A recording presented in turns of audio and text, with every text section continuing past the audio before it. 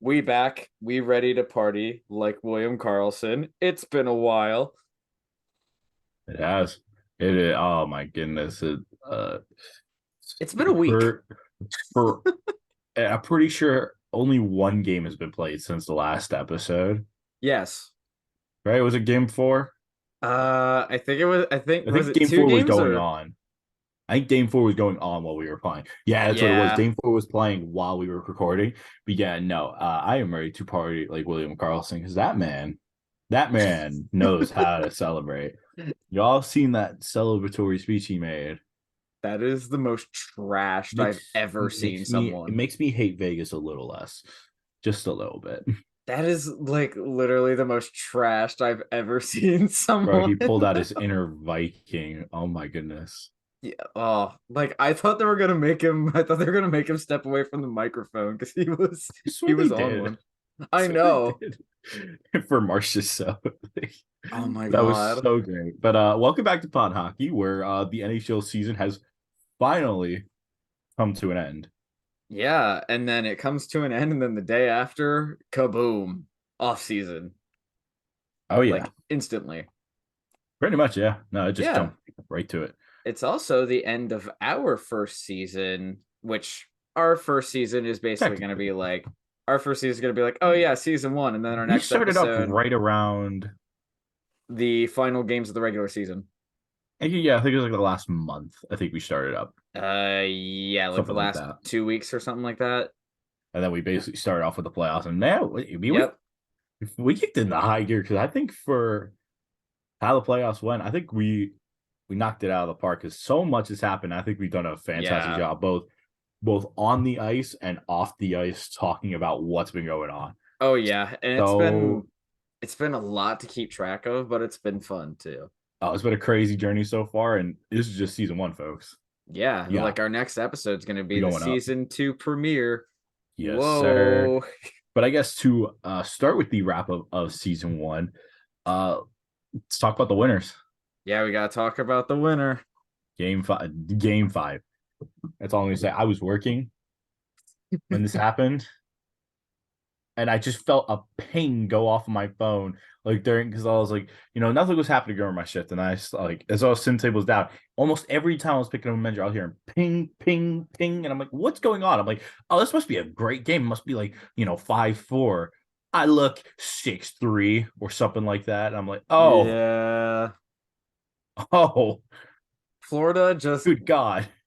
Florida did what I was worried that they were going to do. They just ran out of gas. They just went full Habs.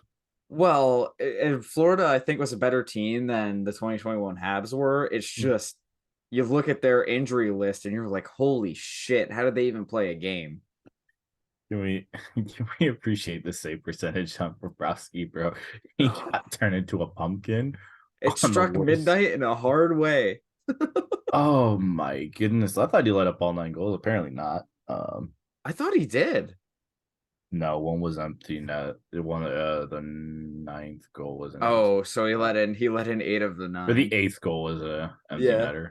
he let in 8 of the 9. Bro, they scored one with a minute left in the game. That was so Was disrespectful. it who was that? Nick Waugh? Who It was was Nick that? I Waugh. think it was Yeah, Nick it was Waugh. Nick Waugh with assist by Theodore McNabb. It was so disrespectful, and I love it. Uh, no, Mark Stone That's scored the empty netter, but like, bro, they just pounded them up and down. I mean, credit. I mean, Mark Stone. I know his last goal was oh empty my net, God. but to have a hat trick in the winning game of the cup, He is the first person to do that. I think since oh God, I think it was like 1922 or something like that. It was some I'm gonna do a crazy research. stat. I think it was over 100 years. I think it was Babe Dye was the last guy to do it for the Leafs in He like the died. 20s. Let's see. Double checking and checking hockey news right now. Yeah, Hockeynews.com. Thank you. it's For been a the while. hockey news. Survey says flashback 103 years. You might Jack Dara, 1920, with the Ottawa Oh, Senators. I think there was one more recent than that. I think it was Babe Die in 22 or Oh something yeah, like that. you're right. You're right. You're right. Damn, twice in a 2 year span, and then didn't happen for 100 years after that. Babe Die was the most recent one. Oh my gosh, I know that because he's a Leafs For the legend. Toronto St. Pats. Oh, not even the. That's how long ago it It was. was The before the St. Leafs were the Leafs. Pats. That Wow. is I should have crazy. I should have worn my St. Pat's jersey for that for Babe Die. Babe You have a St. fucking Pat's die. jersey. I do have a St. Pat's jersey. It's an Austin Matthews St. That's Pat's jersey. crazy. Yeah. But I mean, like I said, credit. I had a feeling the reason I was so confident with Vegas when because I said Vegas in 6 Yeah.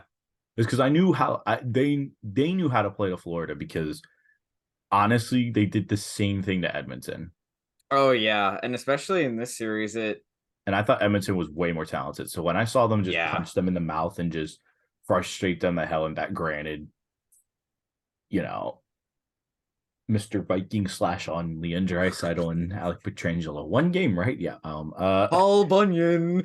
Paul. Boom. Yeah. God. Oh my god! But like, they just the way that it's like to sum up Vegas is that they basically are Florida, but with way more talent and depth. Oh yeah, and especially in this series for me, like I kept seeing Florida just have like they're always one step behind. They're gonna have And to nightmares of me, Petrangelo and Brady McNabb for yeah. years. those And two, like to those two lived in me, their heads rent free. oh yeah, like they were like much more physical throughout the series, which is unbelievable to say. And just like Florida was one step behind just most of the series. Mm-hmm. And watching the Panthers, I'm like, oh, this team is just banged up. Like they got guys who can barely skate out there. They're so banged up. And like to the point where their best player, who would play through literally anything, like he played 2 games with a broken fucking sternum. Like Because that's not it got human. to the point where like on social media, I saw people calling Matthew Tkachuk a wimp, and I'm like, have you guys ever had a broken sternum before? That's the thing. Hockey players are insane because like we, I think we vaguely talked about this at one point when the Stars made their cup run. Yeah. And then you saw the list of players. Alexander Romanov. No, got the guy who played for the Habs. Give me a minute. I can't remember his name. Tyler Sagan had a crap ton of injuries.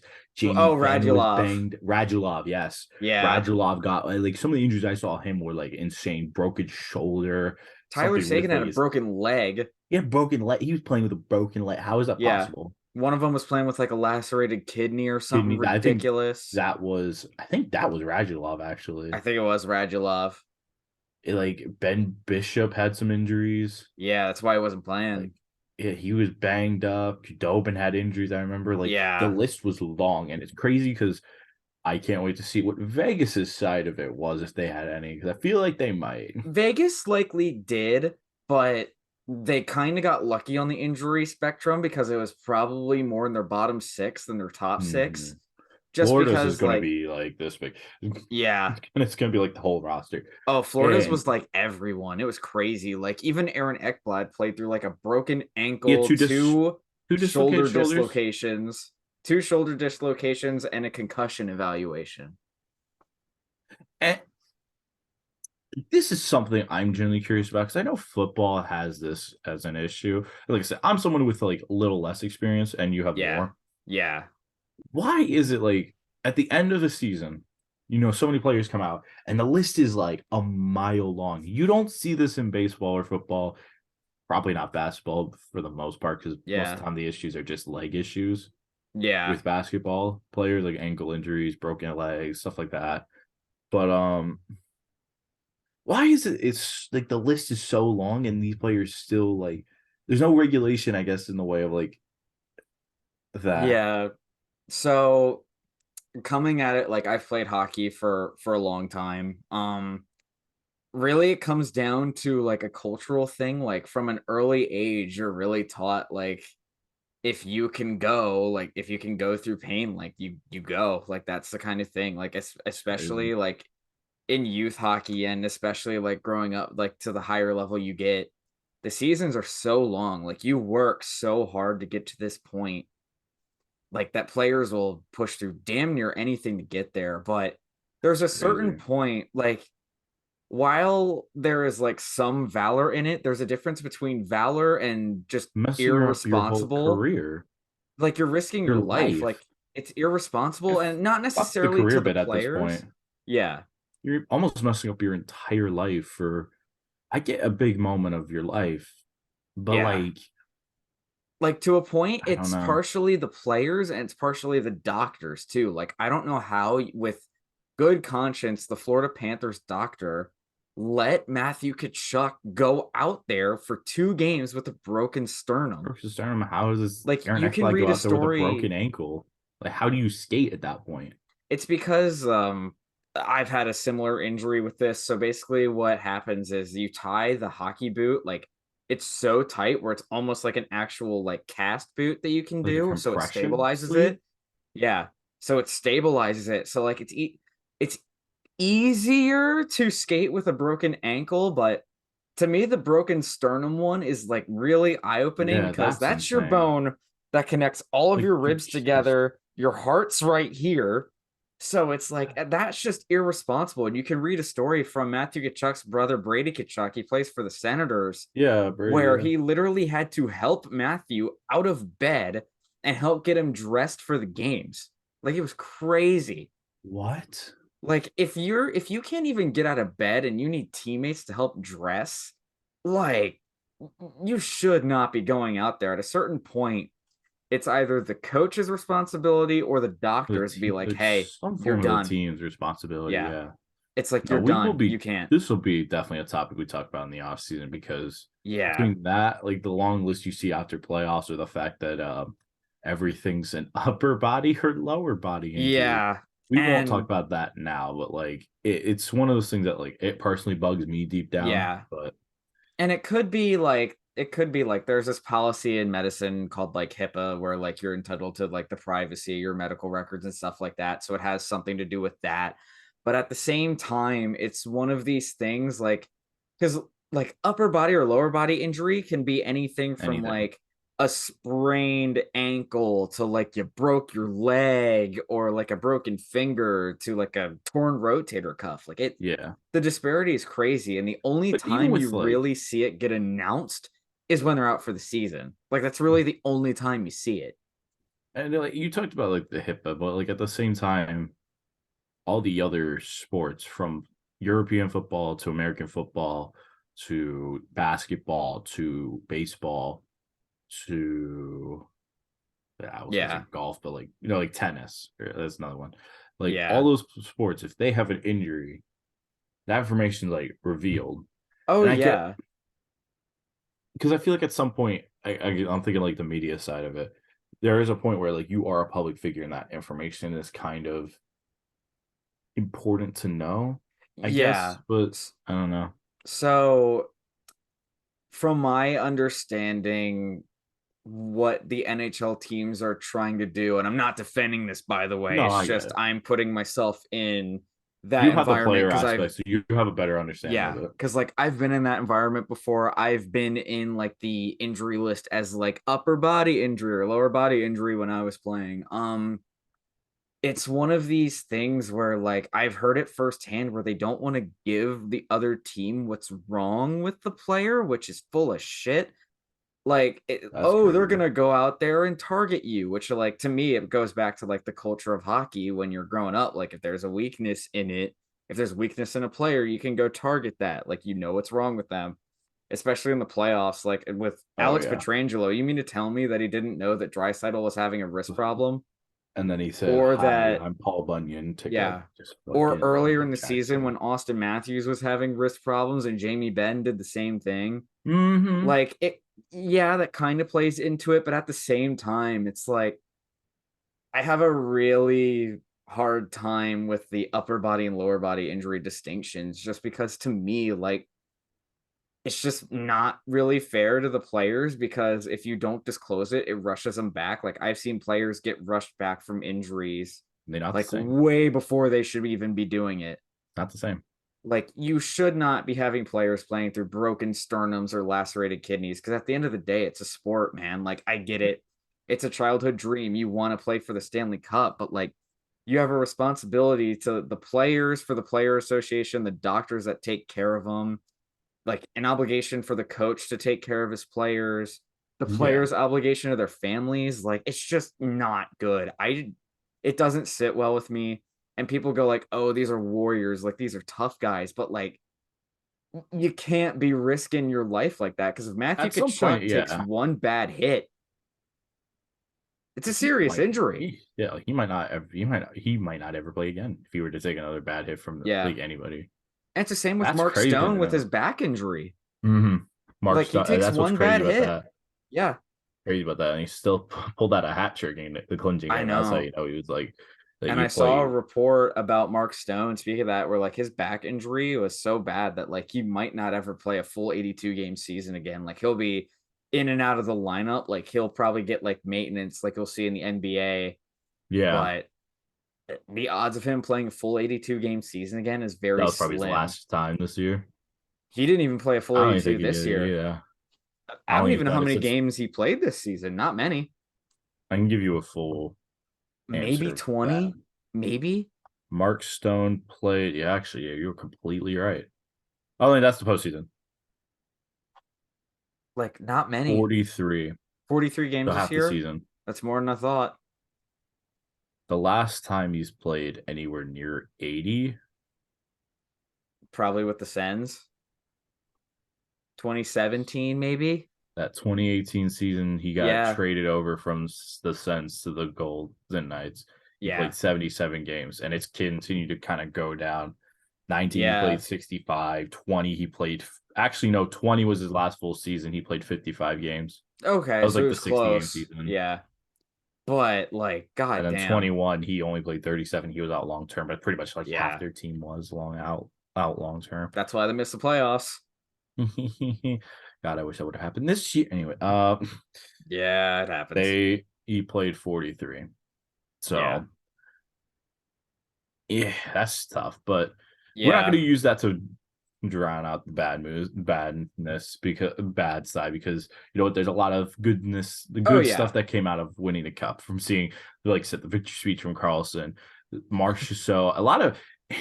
The funny thing about a King team Marcia, like so baby. the thing about Vegas winning the cup, and you can say, "Oh, it's the big bad villain winning." They still have some guys from like when they first came out to the Oh league. yeah. It's almost like in a way, almost like a dunk on some of the teams if you really think about it. It's a dunk on most of them, actually, because even if they didn't keep guys around, they were smart in trading guys and getting good players back. Like, If it wasn't like dunking on the Ducks for letting Shea Theodore go, it was yeah. it was the Sens for trading Mark Stone and getting not a ton back for him. Or Yeah. Florida. You know, they could have really Riley used a guy like Marcia Smith So or or Riley or yeah. Smith. Or the Blue Jacket. Well, the Blue Jackets, I actually give a lot of credit to Carlson because Yeah. he basically had a 180 with his career with them. And Buffalo. I know they're on the Oh upswing. boy. If it wasn't William Carrier who gave them tons of big goals for the playoffs, it was Jack Mr. Eichel. Eichel himself. Oh, And I'm but you not gonna can't win dunk with on it. Jack Eichel. Did you know that? You can't win with him. Yeah, it's funny when I heard that. But Yeah, he's soft. He is a soft, bad locker room soft, guy, soft, not a soft. leader. Was that the stuff from last year? Whenever he got traded. So yeah. Yeah, last year. Yeah, not a But locker room leader, soft, terrible person. and then, you know what? The trade has worked out for Buffalo as well. Alex Tuck is Yeah. phenomenal. And I Yeah. forgot they got two other guys with it. I forgot who Peyton came Krebs over. was the other big piece Oh, for it. Krebs, and he's doing Yeah. solid as well. He is. So I think it's a win-win trade, but like I think it'll end up being it a hurts. win-win. Yeah. It hurts right now. It's like when I saw the Lions, they got like a ton of big picks, but then Matt Stafford won the Super Bowl with the Los Angeles Rams. It's a or good Phil trade on Kessel both wins ends. back-to-back trophies. Leafs fan crying internally. And he won another one and got a nice jab into Toronto again. You know. Unfortunately, can't say it's deserved because it is. You got treated like crap at times from you guys. Yeah, there's only like a select like sect of Toronto fans that didn't hate Phil Kessel. I was part of that group. I mean, that core was Dion Phaneuf, Phil Yeah. Kessel. But we're Yeah, not going to talk about that. double Dion. Double Dion. But yeah, the cup I think ended on a wild note, but a Yeah. really good note. I think the better team won in all reality. Like 100%. I know Florida went on a magical run, but the 9.38 save percentage from Bobrovsky was unsustainable and the injuries caught up with them. Yeah. It felt like watching Montreal from those scenes. But I know Florida was way more talented. I'm not gonna say that. Yeah. But it just felt like everything lined up at the right time, the same way Montreal basically had everything. And I mean everything from good luck to standout players to young talent coming in To to a playing the goalie Leafs. standing on in Free space in the playoffs, unless Oh you're no, Tampa. I forgot about that. I forgot about To that. playing the Leafs, unless you're Tampa this year. I forgot Florida and Montreal both beats. Yeah, I guess curse that so trend potent actually it affects other teams. the curse actually runs true. Yeah, it does. That's actually crazy. Just give us a cup and the curse ends. Just Paper now. cup. But with that, Yeah. that officially comes to the end. Thank you all for watching Pond Hot. No, I'm kidding.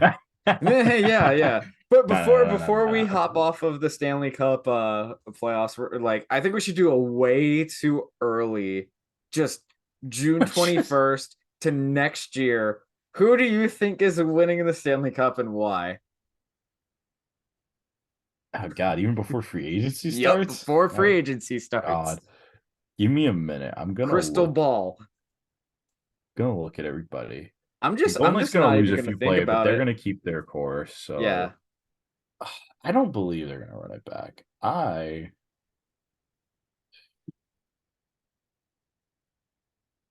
Ooh. Who's he thinking? Who's he taking?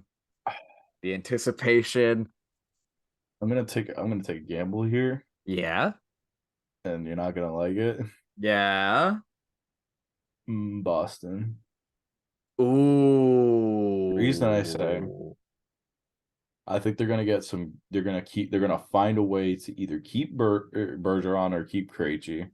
One of those two will stay. Marchand's gonna at least give him one more good year. Okay. And I just feel like it could be like we all know what happened with Tampa. Yeah. They got punched in the mouth by an 8 seed, Yeah. swept, and humiliated. Yeah. And what happened to Boston? They got punched in the mouth, blew a 3-1 series lead, and got humiliated, turned to the biggest meme. That They're is gonna want to true. come out. They're gonna come out this next season mad. I don't think they're gonna win, be the best team on the Atlantic side. I think they'll be second or third. But I think they'll come into the playoffs I gotcha. wanting to punch everybody in the face for last year to Yeah. get rid of those memes. So For me, I'm gonna with take a gamble. Boston, like that pick just entirely depends on if Patrice Bergeron or Krejci stay. If they both go, I'm changing my input instantly. Yeah. So my pick, Crystal Ball, because like I want to go a little bit on the youth side, a little bit up and Leafs coming. win the cup. Fuck no, that is not happening because they're gonna run it back with the core four. Fuck that. Yes, No. sir. My pick, man. I'm gonna go with a team that's gotten eliminated in the first round for the last 2 years by the same team, Los Angeles Kings. I think it'll be LA. I think they'll do a push for Hallebuck or Carter Hart in the free agency or I can trade, see that. whatever the hell. I think if they I can see get the that. goaltending situation fixed, I they think got a they need lot of young little more. players. Huh? They need a little more push on the forward side. I think they're gonna manage it. I think they're going to get a Ryan O'Reilly or a Tyler Bertuzzi. I think Tyler Bertuzzi will give him a nice Even shot in the arm. Tarasenko. I think he'll give him a nice shot in the arm. If you get that reference, you get it. Yeah, I get it. Tyler Bertuzzi is anti-vax. That's why that joke's funny. But I was thinking like a Vladimir Tarasenko. I mean, that could work too. I think he would be crazy good with the Kings. Where do you think Patrick Kane's gonna go? Speaking of Rangers free agents, Buffalo. yeah, yeah. Yeah. Buffalo. I'm gonna say Buffalo. I think the Penguins are going to sign all-star free agent defenseman Justin Hall. Shout out Kyle Dubas, baby. Penguins fans kill themselves en masse. No, no, nah, nah, nah. He's just gonna get run out of town to Arizona in 2 months. I hope you like China. No, but you know Kerfoot or Hall are going to Pittsburgh. Yeah, can we want to start with that bit? Oh, what? The Going in the free agency. yeah. So All those season players are not coming officially back. over. Officially over. Off season starts a couple days ago. Yes. Now, Time pond for hockey off our season. famous skills of What the Siri? what the hell? That was the Siri on my Apple Watch going the last NHL season. No, but this is where our skills come into play of talking absolute nonsense. Let's do it. Speculation hour. Yes, sir. This is our time, anyways. But yeah. Let's start with the Leafs. Let's start with the Leafs news. Yeah. So some good news if you enjoy hockey and life in general. The And the Leafs Leafs, are not going to re-sign Justin Hall, thank God. Alex Kerfoot, who was like the definition of mid. If you look it up in the thank dictionary, God. it's mid. And the guy who I'm kind of upset about leaving is Michael Bunting. I think that one needed to happen. He's gonna get overpaid so much. He's gonna get a bag this offseason. Someone is gonna drink the stupid juice. I think Michael Bunting is a Bruin because it makes too much sense. No, you know who I think might sign him? Who? Chicago. Oh God! For I the think wing it for could be. Bedard? Yes, I think it's a possibility. Oh Mind you, they God! drank the stupid juice on Seth Jones. They could do it. They could do a 2-for-1 special. I don't think their organization's that smart, personally. I think the Blackhawks should do a very good thing and sign Caleb Jones to identical deal that Seth Jones got signed to. I Brotherly think I love. genuinely think he might get a 6x6. Michael Some Bunting? team might give him a 6. I genuinely think it's a possibility. Oh my God! If someone With gives how him a low six the by market six, is, with how bad the market is right now, with players not teams usually don't like to give up a lot of prospects, especially their top guys, unless you know they're a contender. yeah, Bad teams shell out terrible contracts. Don't tell me this ain't true. Look yeah, at it is some of the true. deals like Gibbs's contract. Yeah. Yeah. Look at this. I know we made the playoffs. Look at Grubauer's contract. I want to die looking at it every day. He If got it's you to the second round. no. That's more than my team can say up until this year. It's your second year of existence. I don't want to hear it. No, but that contract is going to be terrible for a long time. OEL's contract. We'll get to that Oh, later. that That is didn't age well. so bad. Look at the contract of. I honestly think the Letang contract could end up being stupidly bad in the future. Yeah, it's just because of how old he's going to be when it's the over. Seth Jones contract.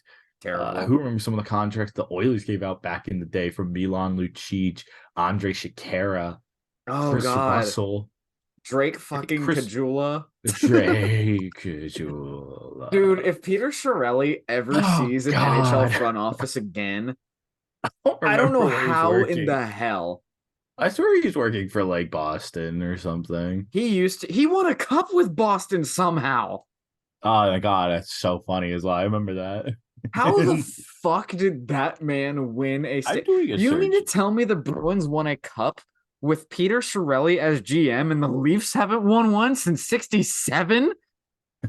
How the fuck does that work? Jim Rutherford won back-to-back cups and he was terrible. He is the vice president of the Blues. Chiarelli? Yes. Oh my God. Vice president of hockey operations for the Blues. Oh That makes my. sense. They're not doing great right now. Well, they did good for trading their guys. They got a lot of picks They out of did. them. I think they'll be all right. Yeah, it's just like I just generally think that some team is going to be desperate. They want to get out of the basement. They see Michael Bunting, and they give him a stupid, terrible contract. So Michael Bunting is your key to get out of the basement. Think about how desperate teams are. Like I said, Yeah, there's like no like free agents. you So think about, yeah. So when you are a bad team, you have to try and get out of the basement. You're the yeah, Ducks, you're the Habs right now, but the Habs at least have an idea in place and are following it. The yeah, Blackhawks, the Coyotes, the Canucks, the Blue the Jackets, even Blue though they were Jackets. stupid and trading for 2 traffic No, cones. no, they're a bad team right now in my eyes. I get They're a Ivan bad team. Provorov wore orange. The Flyers, the Yeah, like the Red Wings in my eyes still, I think are a bad team. they're on their way up. They need just a couple more things. I'll believe it when I see it. Yeah, I'm not convinced yet, but like stuff seems like that. And when you were bad, you get desperate. You want to get out of that spot and you make a rush and rash decision, especially when the market is pretty damn dry. There's no Panarins. yeah, I guess there's Tarasenko. Tarasenko might get the biggest yeah. contract of the offseason. If He it's not probably him, will. then it's going to be Bunting.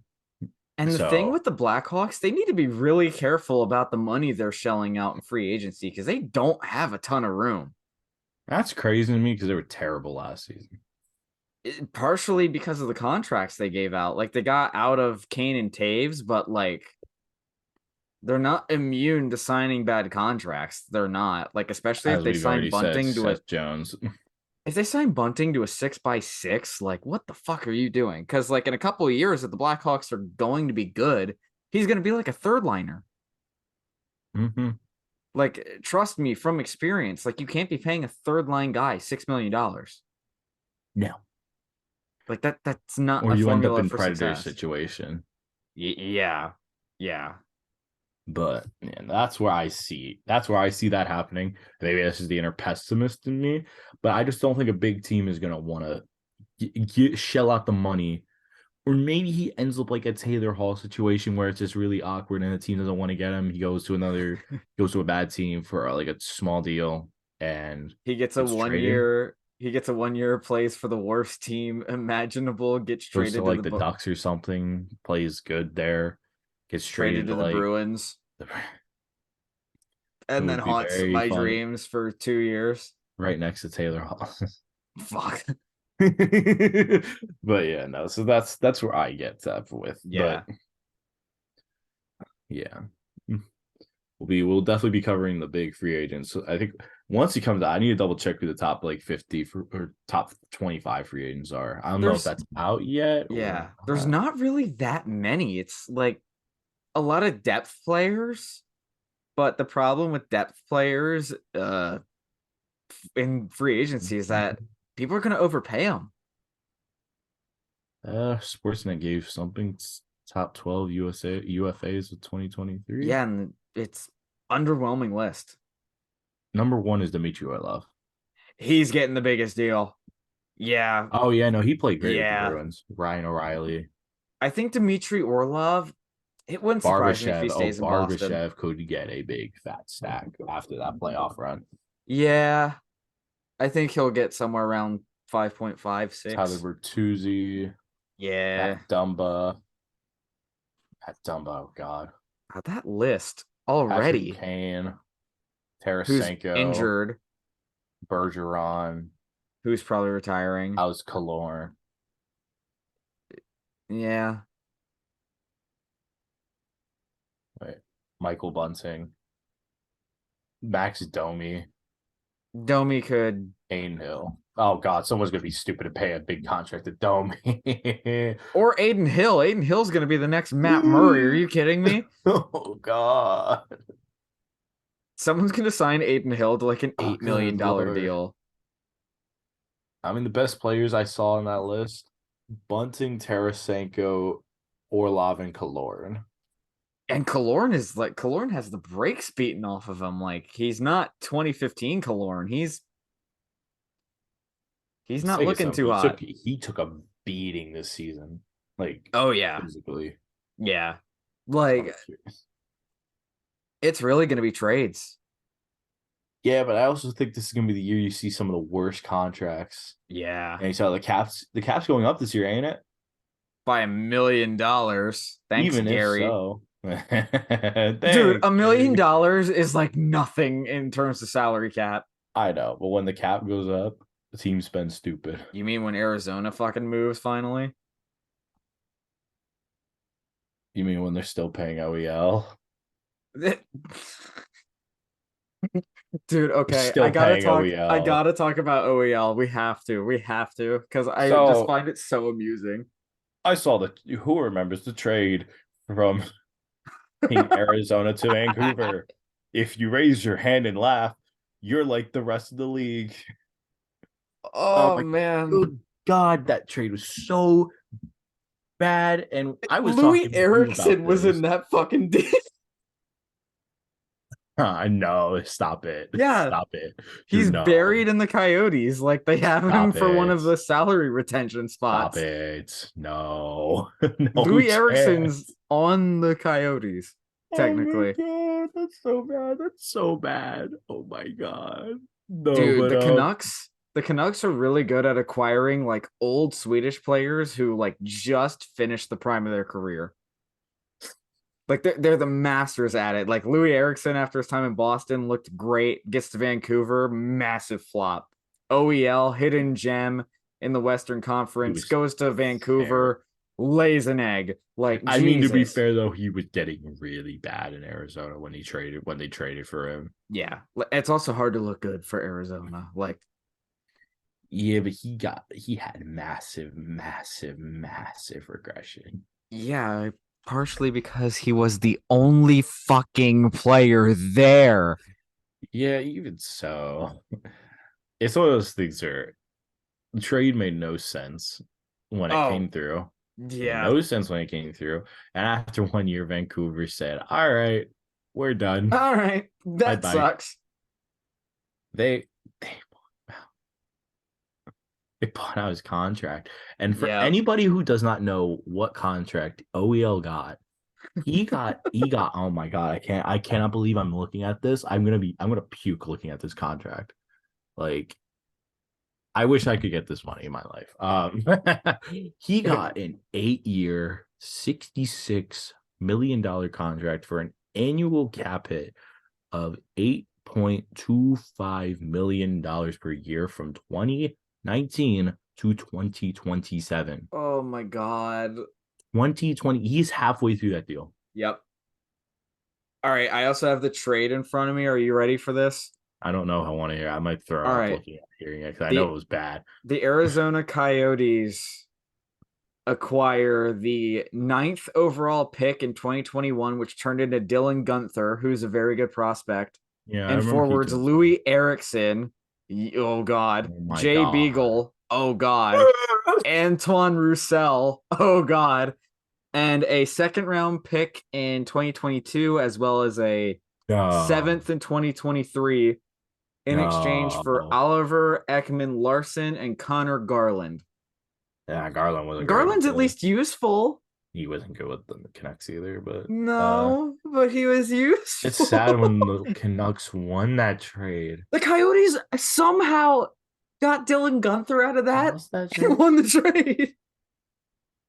Oh my God. The Coyotes somehow won that trade after getting Louis Erickson. How the fuck do you do that? That Louis Erickson, Jay Beagle, and Antoine Roussel. Gee, I wonder why the Coyotes have been shit for Oh so long. my God. That just can't be possible. Yeah, It yeah, it is. can't be. Like, This no, if is you look so at bad. If you look at Arizona's trade history, the reason why they haven't been competitive since 2012 is because they make dog shit trade after dog shit trade. Like they don't go anywhere because they're not trying to. And the They have reason why six I'm players they're entertained, paying for that are not on their roster. yeah, Six. yeah, including Oliver Ekman Larson now. Bro, they don't even have years remaining for his contract. I think he's getting paid. I think Arizona's literally paying him till like 2033 or something like that. They're paying him for the length of the buyout. They're paying a I saw portion of it because after they like retained his contract. I saw like after 20. 80 something. That's fucking hilarious. So Bro, I'm looking at what the the yeah, buyout it's past details. 2089. Oh Or my God. it's past 2029. That's crazy. It is past 2029. So I'm looking at the OEL buyout details for Vancouver side. Jesus Christ. So for the first 2 years of the buyout, they're paying OEL $4.7 million for the first 2 years. Oh my And then for the remaining six, they're paying him 2.1 million to not play for them. ladies and gentlemen, Jim Benning in a nutshell. Crazy. Jim Benning in a nutshell. If that does not describe Jim Benning, I don't know what will. And OEL's career isn't over. Like he's a free agent now. Like he's gonna sign somewhere. Someone will give him a cheap deal. They're gonna. He's Not probably gonna get bad if he's league on like a. minimum. He's probably gonna get league minimum to $2 million somewhere. He's not bad if you put him in a second or third line. You It's the you know same where with he's Suter. going. You know where he's going.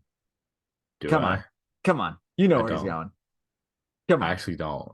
Toronto. It just that contract screams Toronto.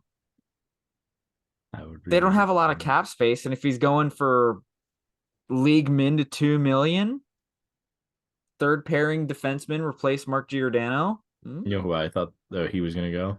Where? Rangers or Canes. Yeah, that makes sense too. There's like a bunch of teams. I think those two teams would try to go Yeah. run at him, especially the Canes. Yeah. Because I think he's solid if you put him on like a bottom four role. I think if you put him with a Same way with, guy like, who Suter. can anchor a defense pair, he's fine. Yeah, Like that's why a I thought physical Canes. guy. 'Cause they have a really solid defense. Yeah. And he would, I Like- think, elevate that a decent bit. But like the fact of the matter is they have dead cap on OEL till God knows when. And, like it's Bobby Bonilla Day for hockey, probably. You have three players on injured reserve for the Coyotes that have a combined cap of 21.4 million. Yeah, it's how they're getting to the cap floor. Jakub Voracek, Shea Weber. The Coyotes aren't a real team. You can't convince me they're a real Shea team. fucking Weber. And the last name, I don't even know this dude. You better tell me who this is. Brian Little. Oh my God, Brian Little's on the fucking Coyotes. Yes. Who is He hasn't that? played a game in like 3 years. He's a former Winnipeg Jet. He was Oh like a my third liner on the God. Winnipeg Jets. Yeah, that contract's with the Yotes. Oh my God, I have not heard that name in so long. How much? I thought he retired. He probably did. Oh That's my why he's on the God. IR. How much are they paying him? They owe him $5 million next year. They're paying Brian Little $5 million. Yes. 5.2. I might walk off this. I might walk away. They're paying Jakub Voracek $8.2 million. He's never played a game with them. They're paying He was with the fucking Blue Jackets. They're paying him $8.25 million next season. And Shea Weber, they're paying for 3 more years at $7.3 million. 3 years.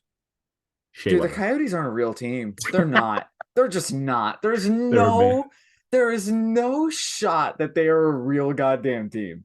That's so funny to me now. I know I own a Coyotes jersey, but there's no way in hell they're a real team. But they also have 2 buyouts. And like they lose one of their buyout spots with OEL. So they can't keep this shit up forever. What the is wrong with this team? Gee, I wonder why the Coyotes can't draw a crowd or get an NHL building. It's almost like they're not trying to win. That's what happens when you oh my God. Wait, who'd they buy out again? They're literally not trying to win. Patrick Nemeth. Yeah, they bought out And out 2 guys. Cassian. So they don't have any buyout slots for the next like couple years. Because Zach Cassian was just a human traffic cone. He wasn't even a forward. And Patrick Nemeth was god awful. Both of which, by the way, I just want to clarify. Those 2 buyouts equate to 1.8 million in 2023 and 1.9 million in 2024. This is literally how they're getting to the cap floor. That's How much money are they even bananas. paying their full roster? You all right? I'm doing the math right now. Give me 1 second. You really Like, want how to much know? money are they even paying their full roster? I'm doing the math right fucking now. Like, I don't get it. So what? They got 21 million in forwards. So 21 million, They're paying. They have 25.6. 28.35 million. Dude, come on. Mind you, the injury reserve plus the dead cap plus the buyout equates to around 23 million, Oh my God. roughly. They're paying almost the same for players to not play for them. That organization is Dude, cancer. you you almost have to contract that organization. Like They're you can. going to contract. There's You just you can't. can't stay. Like after we talked about the information with the Tempe proposal just completely falling through. I saw it had to do with poisoned or like It's contaminated a like landfill. water. It's a Yeah, landfill, yeah. they're turning into a landfill And instead. the group just said no. Yeah. Like Tempe just said no. I don't, if I'm being completely honest, I don't know if I'm paying that money for a team that's not even trying. I Because if a wouldn't team's want not that even tax trying money to on my win, team. Think about how like, much the taxes would go up in Tempe. yeah, if a team isn't even trying to win, if you're Even thinking as about bad it as from purely an economic standpoint, if you're a resident of Tempe, the team isn't even trying to win, right? no. And if a team isn't trying to win, fans aren't coming to those fucking games. Like, They if I'm weren't being selling completely out at honest, Arizona State. like, they didn't even sell out those games. Mind you, people, for anybody who doesn't know, the capacity at the games at Arizona State, I forget the specific name of the arena. Mullet Um, Arena. what was it called? Mullet Arena. Mullet Arena. Yeah. That place averages around 5 to 5.5 thousand. They weren't selling out those games. They were getting close, but like, Yeah, because opposing fans were buying the tickets. yeah, let that sink in, folks. They weren't selling out 5.5 thousand state like Like, seating for a stadium. dude, my team's That's been shit for a long time. Like, they haven't you're been never gonna anywhere be for a that bad. long time, but they've been You'll never be that trying. bad. I Like, think all other and here's the thing. We'll always talk about because I watched a video that talked about like a lot of stuff that went wrong for the Coyotes. And yeah, Gary Bettman's gonna be defined by all the teams he put in. And for yeah, every big success story, there was Dallas, there was Vegas, obviously. There were teams that took a little bit. I know it was only 2 years, but Seattle took a bit. They looked like they're gonna be yeah. garbage for like 3 or 4 years. Well, Seattle's a Um, hockey market, though. Like, but I guess that's true. Seattle's had a history of hockey before. So, But they took a little bit. The yeah, Canes took a long time. Florida took a long time. Florida took a long time, and they've still have their bumps. Even Pittsburgh took a while. Nashville took a stupid Yeah, amount of time. They were generally about to contract, yeah. and they stayed, and it worked out. But then for all those cases, and for the ones in the middle where it worked out, but it took a long time, you have Arizona and Atlanta. Arizona is almost a carbon copy of why the Thrashers failed.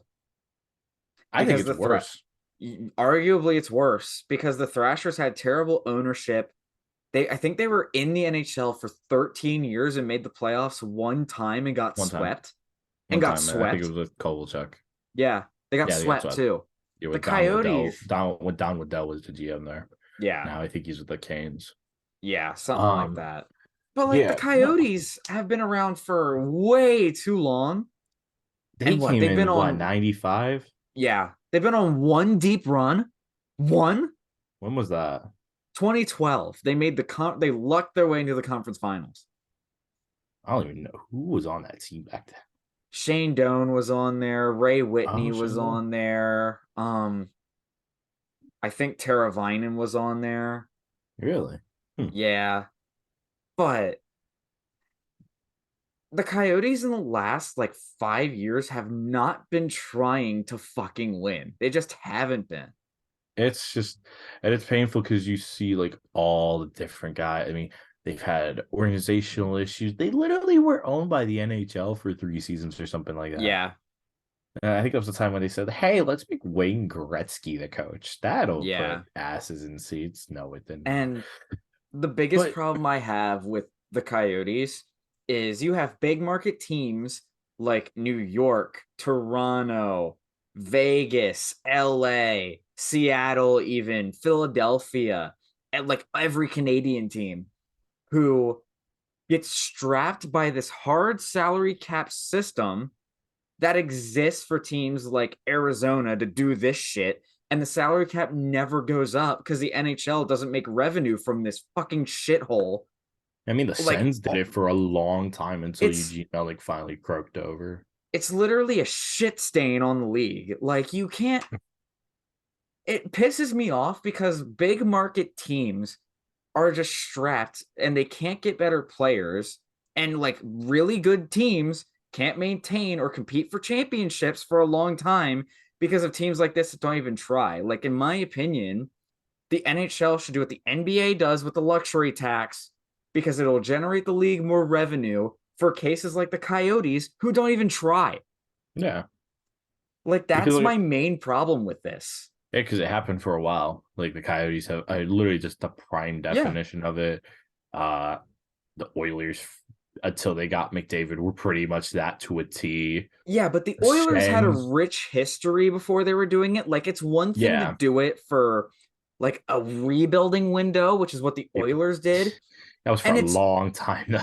well, they made the cup final in 2006 too. It wasn't that long, I guess. but it's not like the Coyotes where they've basically been doing it their entire existence. And I honestly think, I think the worst case about the Coyotes is that with Atlanta, the biggest issue was they were owned by Atlanta Spirit, who basically Yeah. sunk them to the ground. Them with the Hawks. If you ever want people, if you ever want to go look up some bad ownership, Atlanta Spirit is a perfect example of how not to run a franchise. Other than other than probably Dan Snyder of the Commanders, they're probably the worst ownership group in sports history. They're the most They're one of them. incompetent. They're one of the most incompetent. It's him or Melnick. It's them or Melnick. Yeah. In Um. hockey, it's there was an Islanders owner who faked his net worth to buy him. Oh. Oh my. Yeah. He was a Chinese guy, right? No, Oh, it's not the guy before. no, it was oh god, I don't remember his name. I don't remember his name, but I know he only had like $3 million to his name, and he tried to buy the Islanders for like $100 million or something like that, and the checks kept bouncing. That's The so NHL, funny. the NHL's not a league. It's not. It's just That's not. so funny. But it's like, I guess the biggest thing with Arizona is that the one they never had stable ownership, and I thought with Morella that was going to be the change. It's not. It is anything but not. And if you've ever seen some of the stories about some of the stuff since he's been there, it doesn't seem like it's going to change anytime It's soon. arguably gotten worse. It's gotten worse. Yeah, no. It's gotten a lot worse. The toxic workplace culture, all that sort of stuff. It's Like it's really bad the in Arizona. NHL. I think the biggest thing that I think sunk them, and like I said, I think I talked about this in a previous episode. Mhm. John Chaco. John Chaco Yeah, single-handedly, I think, nuked their organization to the ground.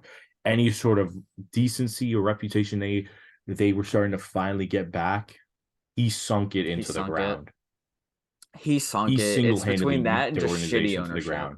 Yeah, Oh that and yeah, shitty ownership. ownership's always going to be the blame, but Because he ownership single-handedly took hired any him. good reputation and will they had. Yeah, that's where ownership 100% to blame. To me, the I don't remember if only that's a previous owner or Morella. I think it was both, but previous, mm-hmm. like to me, the only thing to rectify this whole thing is just the NHL needs to force a sale to a new city and just move them. I don't think I don't think hockey is dead in Arizona. Like, I think there's a chance they come back. I think it's They like had a passionate fan Vegas. base when they first started. Yeah, and then they started doing terrible and there wasn't a point in watching them. It's the same thing with Atlanta. The Thrashers didn't fail in Atlanta because they weren't interested in the sport. They failed in Atlanta because they weren't worth watching. like that's the thing. It's one of these things where like I don't think any city in Canada or the United States like won't work for hockey. I think there's a hockey market in literally every big city in the two countries. The problem is, especially like sports as a business, if you don't put on a good product for people to watch, it's like anything, they won't come. Yeah. So This is you why it's got to just ironic. move on, like really just start a new franchise with it. Hey, remember the prediction I made? Oh yeah, I know. When you were accidentally saying Hartford instead of Houston. I'm not. No. I was blatantly saying Hartford because I want Oh, that to happen. the Oh no. Hartford You were joking. Whalers. You would give me so much crap for that. I was like, it's gonna happen. Hartford, baby, and it might happen. Yeah, because a Connecticut governor found an ownership group in Connecticut to buy the Coyotes and I move them. forget the senator's name. I really I don't hope it goes remember. through for. I really hope it goes through. I really want it to happen. It would Yeah. be so wild because I I think, and this is just a bold claim, because everybody's like, oh, you got to put in like the big cities, either down south or on the coast. Like Yeah. the Midwest and the North and New England can't, sustain markets. I think you could, depending on how you. Like I say, it's always tough because you need success in the places. Like if you're gonna go in places, like Yeah. it's the reason why moves to Vegas, I always say, are really risky. Oh It's the yeah. same way with like Miami. If you're gonna put stuff in Miami, if you're gonna put something there, you need to know that product's gonna be good in like 1 to 4 seasons. And that's why Vegas winning the cup, I know people don't want to hear this, but Vegas winning the cup is objectively good for hockey. It is. It's great for hockey. No, Like it's objectively good for hockey. but Tampa even them winning just the making two the cups was good for yeah, hockey. Tampa winning the 2 cups was great for hockey. Dallas getting to the cup. I know they didn't win it. Yeah. Good for hockey. Florida make it to the cup. Fantastic for Yeah. hockey Like because I know they've had the hockey. biggest time issue with attendance, Yeah. and the Canes Carolina being good for the last couple of years has winning their helped. cups. That's how they got Yeah. their attendance back. Like I know hockey purists don't really want to hear this. Like a lot of fans of the original six, like when they saw the cup final, were like, "Who the hell is gonna watch that final?" But like, guys, you're all about growing the game, growing the game. We got to grow the game. Why aren't people like interested in the game? You need teams from like obscure hockey markets to be good, That's to why I grow the think game. That's how the salary that's cap's going to go up. yeah. That's how your favorite team is going to get better. Like it's good for the game. It is.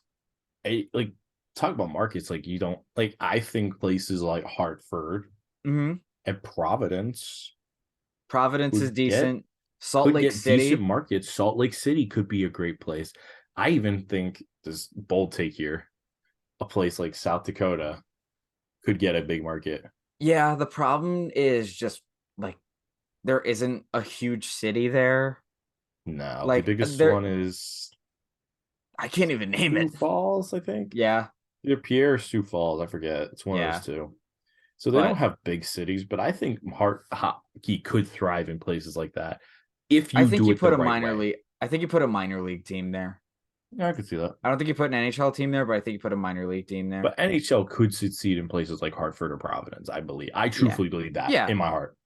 I think they would succeed way better than how it's being run in Arizona. The biggest issue is like everything, you need something stable. Especially So for an organization like the Coyotes, to me, you need to move this team to a city that you know is going to support them, even if they're bad. That's facts. why I'm lobbying. That's why I'm kind of lobbying and hoping for Quebec City, I because could see for an that. organization like this that just is not good, and it won't be good even if another ownership group buys them right away because of their situation they're in, you need to have stable ownership and you need to have a stable fan base. That's why, to me, the answer has been Quebec City. That's just my opinion. You need stable ownership. Maybe Salt Lake City could work. Like I don't know, but either I It'd like be a huge Connecticut. gamble if you did Salt Lake Yeah, because for me, the Salt Lake idea needs to is be an there. expansion team. It needs to just be a full out So expansion team. yeah, if I were to say expansion teams, I'd say I'll throw out like one or two others. I'll say Salt Lake City, I'll say Hartford, and I'll say Actually, I'll say Houston. Salt Lake, Houston, and Providence. I say those four. To me, Providence is a weird one because Boston's right there. Yeah, I mean, would you put one in? I don't. I think because the biggest thing for me would Atlanta, be, maybe. I think I Atlanta just could don't think. work. I think Atlanta could work if they get a good team. Like that's the thing. Maybe, but it's just, yeah, that'd be interesting. It'll be interesting to see Yeah. if they keep, because Gary Bettman. You know he's gonna do at least one or two more Gary Bettman drinking the stupid fucker juice. manifest destiny, baby. Like I think the NHL could thrive. I think the cap is 36 teams, in my opinion. I agree. I think it's 36. Oh, yeah, I mean, 32. yeah, we're at 32? Yeah. 32 right now. I think four more teams, and you can just tinker around with the location of a couple. Because Arizona, you need to move. You need to. Like Arizona cannot he's say. he's so hard pressed on keeping this team there, but they don't have an ownership group that's good enough. To a certain Yeah. point, you purge it and you move it. Hell, if you want to let all of the players become free agents, let them start over and basically let them become an expansion team again. If you want to work it that way, like I don't know if there's a rule for that, but just purge it, let the franchise be a new thing and move it. Business, you gotta know when to take the L. Yeah. On like one ownership, we there's a new ownership now, new blood Oh yeah. Much needed. for a team on the up and up, I would say. Yeah, for the Sens. The Senators have a Montreal Canadiens fan as their owner. That's so funny when I saw that. Yeah, I he's a kind of wish it was Montreal Ryan Reynolds Canadiens. was gonna own them, but it didn't Yeah. work out. He also owned a partial stake in the Habs too. His name is Michael Anlauer. He's a Toronto-born millionaire or billionaire, I guess, because he He's a bought the team billionaire. for he bought the team for $950 million. Bruh. 950 mil. But he's been a owner in hockey for a long time. So like the NHL wants stable ownership because they don't want another. I know we keep shitting on him, but Coyote situation again. I don't think, yeah, definitely not. You don't want toxic stuff like that, but I think the Sens just don't want another Melnick. Yeah, you want a guy who's stable. Like to me, the first order business Sens got to do find a building that's actually in Ottawa. I think they're working on that. They are. They were what's the place? LeBreton Flats, I think is what it's Yeah. called. Yeah. They're getting that back on track since Melnick passed away. Good. Cause like you need to put that building in Ottawa because like the problem is that their building is closer to Toronto than it is to Ottawa. That's And like I why said, whenever the Leafs play the Sens, like at the Sens, the it's packed house. all these fans. It's all these fans. And I think, and this is the thing with that ownership, and I actually will say this. Like I said, I think the best thing, it sounds sad saying that, the best thing that happened for the Sens was Melnick passing away, because he passed away. The ownership got a lot less toxic. The organization got a lot less toxic. And Pierre Dolan basically did a whole 180. He looked like one of the worst GMs in the league. Because he could actually do his job. When he got to actually do his job and not feel like he had to be meddled, he does a really good job with everything. Even though I don't think Pierre Dorian is going to be the GM for that much longer because they like another guy. And it's a shame because I think they would be. Think he's really good at his job. I think he's really good at his job. He'll get another job. He will. That Chychrun trade I thought was a slam dunk. Yeah. When he made it. I think he'll get another job somewhere. Like, just he's not going to be out for long. There's no way he won't be out for long. Between that, keeping Brady Tkachuk, Drake Batherson, all these guys they brought in, and brought up getting Connor Brown. I thought that was an amazing move. Yeah, like I could see if Dorian gets fired, I could see a team like Pittsburgh because they have Kyle Dubas as president of hockey ops and Spets as assistant GM. Just they might keep Dorian as like a vice president or something. I feel they might put him as president. I feel like it would be really stupid of them to let a guy like that who has generally been with them for so long through all the bad times, and then who actually I think has rebuilt this team from the ground, literally from the ground floor up. Walk, I think would be a big mistake from the Sens. Oh, you and me both. Especially with ownership like this, who's actually going to keep things, I think, stable there. And with the Yeah. stadium toss, I think it would be really stupid to let a guy like this walk. I personally think so, but And for the Sens, like I think the ownership is just very stable. To me, what the new owner has to do is the Sens have been marketing to like English speaking people in Canada.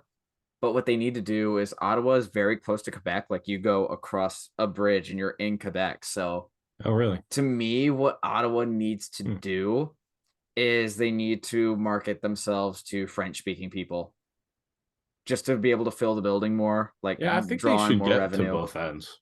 Yeah, Like and target both the markets, I would say. they used to do it. They used to do it pretty well before they moved to the new building they were in, but I think this gives them a bigger opportunity to try to like grow the fan base a little bit more because like Ottawa can be a good draw, like it has been in the past. I think with this, you're gonna see a big swing for Ottawa this next season.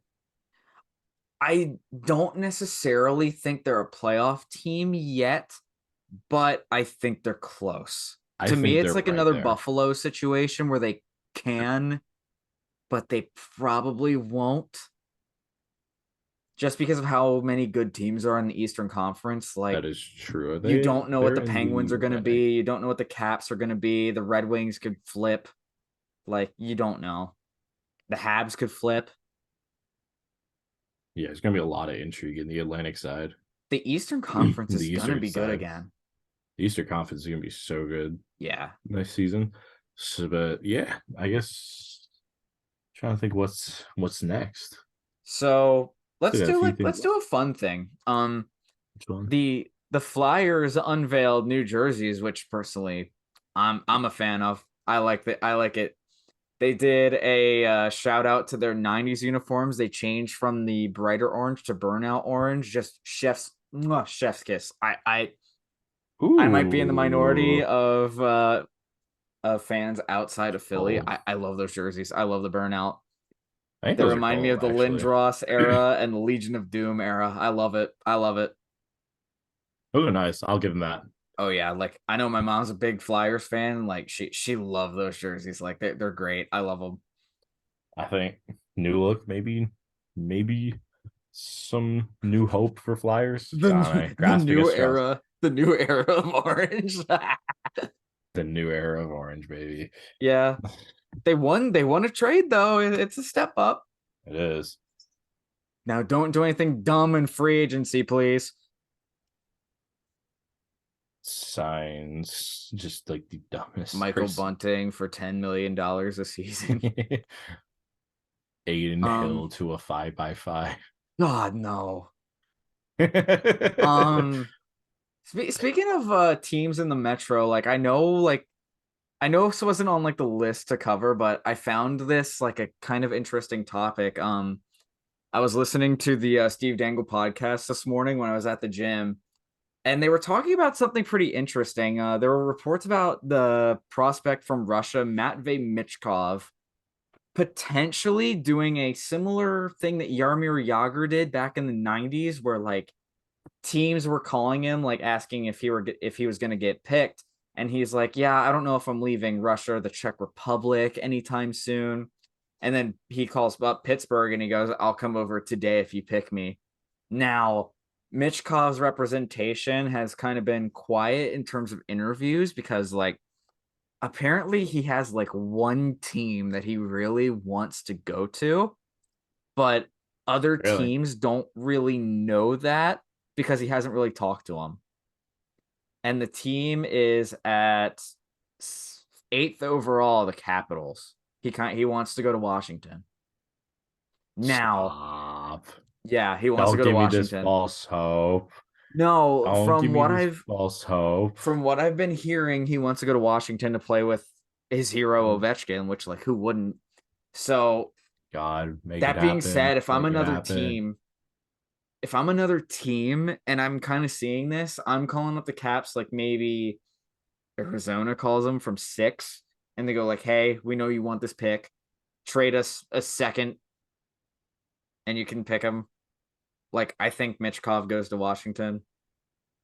Please happen. I will lose my mind. I'll Granted, be I so don't think he happy. makes the jump this season, but I No. think he does. I think he does. Not this season, How but old is he? next. 18? Yeah,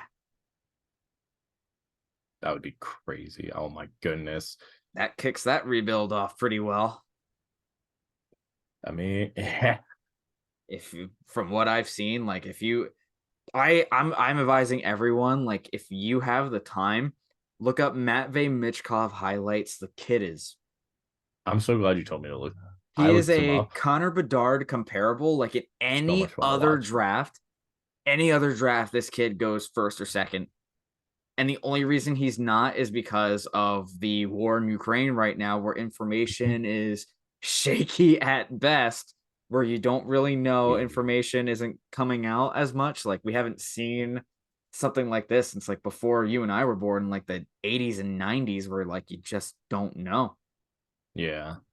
And it's It's gonna be really like tough. that for the foreseeable future because like you just don't know. Next few But years at least, if not I see more. him going to Washington. That would be crazy. Oh my god, please make it happen. You buying a Mitchkov jersey right away? Hell yes. I need something. The Caps were so depressing to watch last season. I like watching indirectly. I know I watched the Penguins indirectly, but man, Yeah, watching Ovi is so much fun. Watching the Caps. I watched the first year I watched hockey.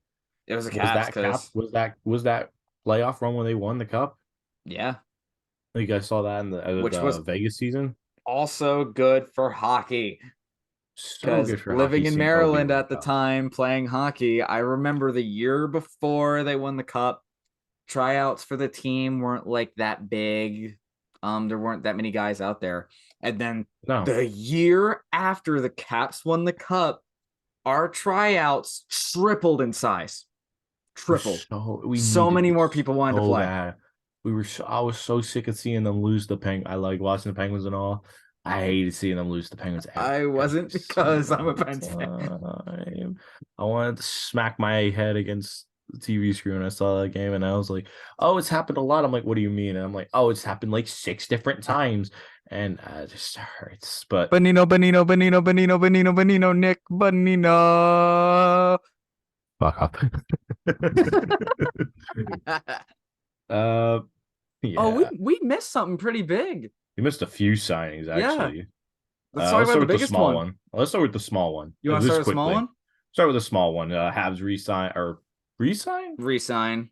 Sean Monahan for a 1 year deal. Not Something bad. minor. I think is nice for them. Just having, especially since they have like such a like a They need him for young depth. He roster. he didn't have a bad year last year, so need him for depth. Less than $2 million for a year. He's gonna be Helps them big trade time. deadline. He's gonna be trade deadline fodder. You know he Oh yeah. is. Oh yeah. That Without contract question. screens trade deadline. Yeah, it'll be good trade deadline fodder. They'll probably get like a second or a third out of him, which okay, paying that cap hit for an extra second, I'll Not take bad. it. And I think he's a good player as well. Oh yeah, he is. He still has stuff in the tank. I could see him getting traded to a A contender. contender, yeah. Yeah. But no, Hey, let's get to the big deal now. After that. yeah. Oh my. Oh my. I have mixed feelings on this deal, but you can It's go ahead and weird. announce it. Well, folks, the Devils, you see a deal like this, they're serious about wanting to win this year. They very much are. Yeah. They signed Jesper Bratt to an 8 year deal at 63 million, which comes out to an annual value of 7.875 million. Like, I'm a fan of it, but like I am a fan of it, but not at the same time. Jesper The deal Bratt's a could be weird a player. lot worse than it is. It could be a lot worse. Brat's a good player. I do like him. I just like got to get used to players of his caliber getting upwards of 8 million now because the cap is so much different.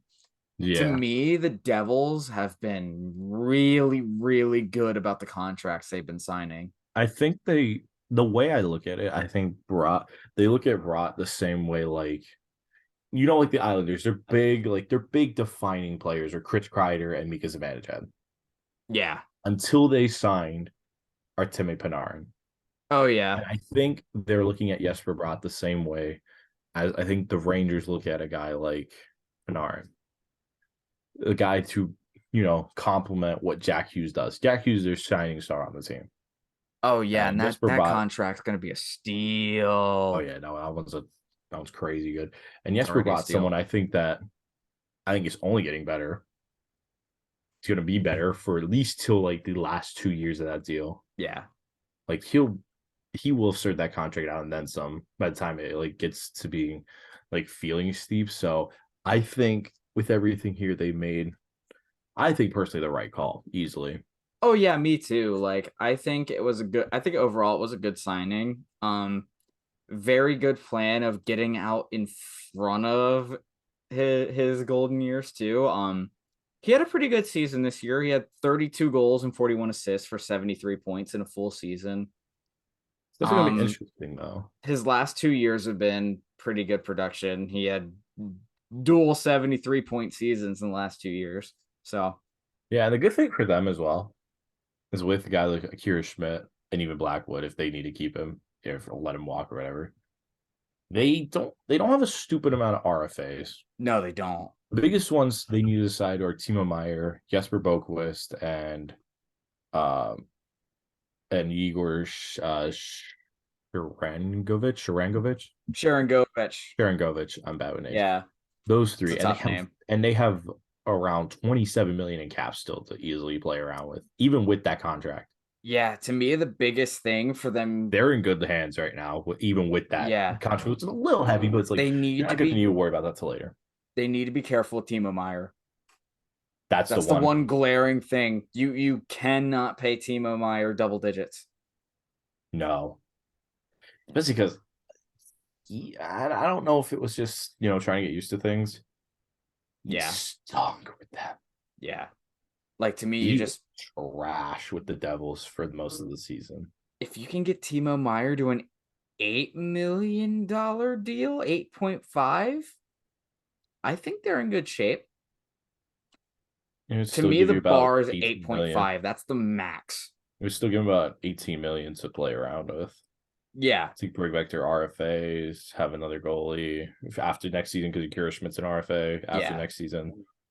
Because you're going to keep Vanchek for another 3, I think is what it is. yeah. Like to So me, what, it's 2 or 3 seasons. 8.5 is the max. It's going to be exciting. I think the Devils made a right call here. I think their team Yeah. is pretty much in really good hands now. To me, the Looking at their Devils look like they're constructing themselves a lot like Tampa Bay did when they were starting to get good in 2015. Mhm. I I think think they're a it's goalie even away. smart as well. Yeah. You got Palat and Hischier for the long term. They already have Dells dealt with. So as long as they can keep their hands on like Igor Sharangovich and Dawson Mercer, Yeah. like if you keep I your think they're hands on good. both those two, and even like Meyer,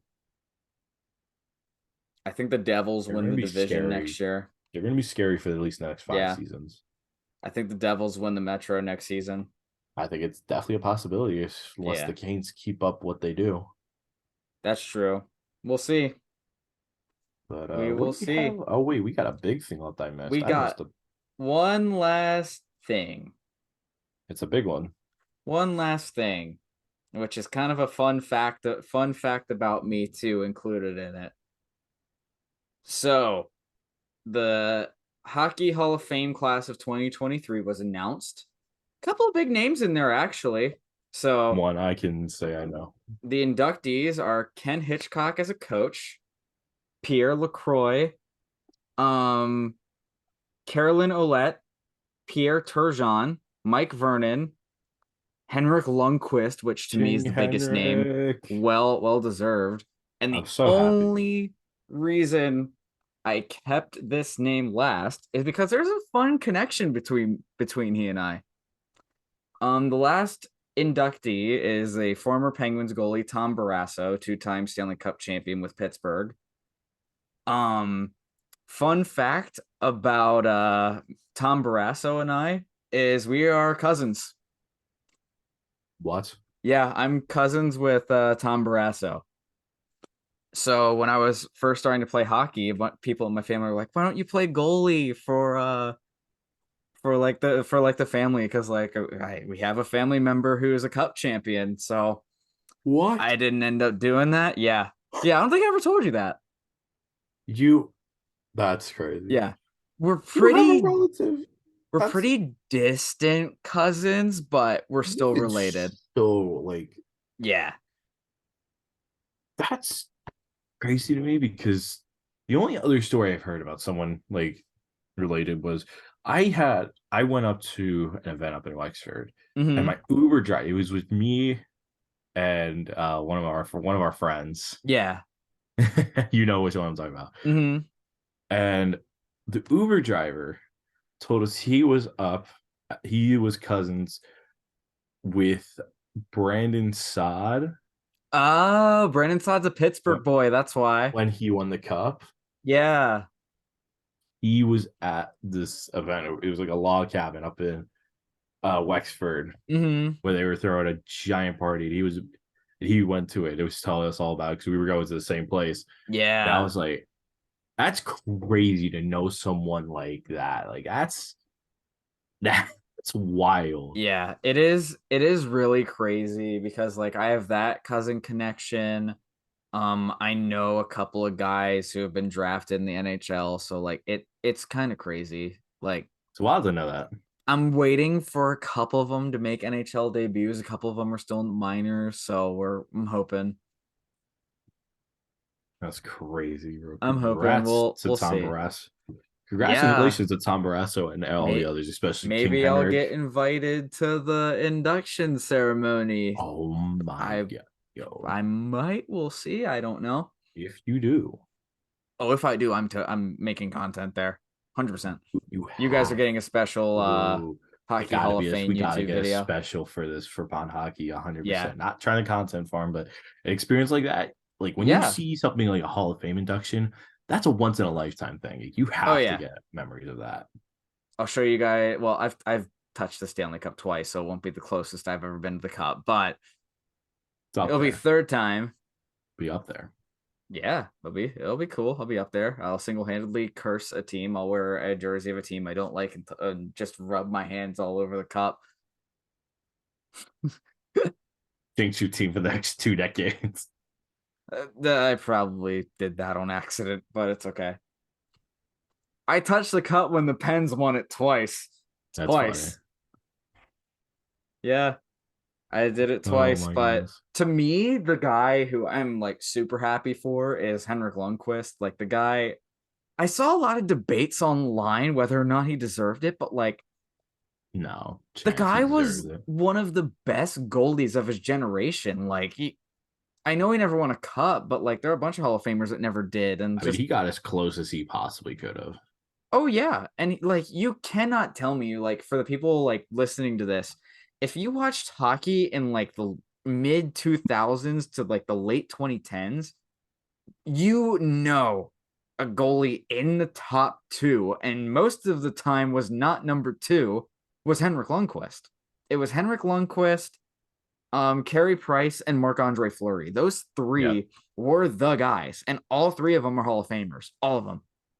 100%. Yeah, Carey Price. It's sad the story that's coming out to like the end of his career, all the stuff he's Yeah. battling, Yeah. like the injuries and stuff like that, the injuries and the mental stuff. Like, I wish him nothing but the best in his career because I know when he does decide to hang up everything, he put together a career Hall of that Fame career, without a doubt. and To King me, Henrik is without a no doubt. different. Like to give you an idea about Henrik Lundqvist, he played in 887 games. He was 459, 310, and 96 with a career save percentage of a 918 and a goals against average of 2.43, as well as 64 shutouts. I'm pretty sure those last two stats are similar to like I might be completely wrong. You know, it's similar to like a Patrick Waugh Yeah, the thing that separates Wa though is games. just the thing that separates Wa though are just the cups and the I guess that's Vesnos. true. I thought it was Wa, the games because I thought he played a lot like longer. Henrik Lundqvist is a Hall of Famer, but he's not top three goaltenders of all time. No. Like Henrik Lundqvist won a Vezina in 2011, 2012. Like Yes. he has a Vezina trophy, but to me, what makes Henrik Lundqvist a Hall of Famer is just he had a couple of years, man, where he was just unbeatable. There was Like just some years he was like you he's the could not. sole reason. They got He's to the the cup sole that year. reason why Sidney Crosby doesn't have 6 rings. Like he was that good. Like he's the reason like why Ovi doesn't have another 2. Crosby doesn't have like another 2 or 3. Like crazy good. Crazy He good. was so good. But that's actually kind of a fun kind of class for Hall of Famers. Yeah, the Let's other get big as guy it who's is. really fun is Pierre Turgeon. Tell me a little bit Pierre about this one. So I'll have to look up his stats, but from what I remember of Pierre Turgeon, he was mostly known for his days in. He was really an Islander. He was really an Islanders guy. Um, he won a Lady Bing trophy with them. He was before they won the cups, but just a very good player. So his career stats 1,294 games, 515 goals. So he's in the 500 goals club, 812 assists. He had 1,327 More points. points than games. But you always see more points in games when it's over 1,000. You know it's just like it's almost a guarantee at that point. Oh, yeah. Yeah. Like Pierre Turgeon, just great player in the 90s. Like that was when like scoring was just crazy good. Even in the dead puck era, like he was putting up like 20 and 30 goals. Like not a bad player at all. So he played for Buffalo, New York Islanders, Montreal, St. Louis, Dallas, and finished with Colorado. And his last season was 06-07. Very solid career for Pierre Turgeon. Oh yeah, that's crazy. Wow, Yeah. what a Hall of Fame class. Oh, the Hall of Fame class is this Hall of Fame class is really good. More players than usual too. Ken Hitchcock got in, which is kind of surprising to me as a coach. It's gonna be interesting when we see like when we get a little older, some like the guys we've lost. Like obviously, like the big ones are gonna be like Ovi and Crosby. Well, I feel like Fleury's gonna have a weird case. He might get one. We have so many guys. Like to me, it's Ovi, Backstrom, Crosby, Malkin, Letang, Vasilevsky.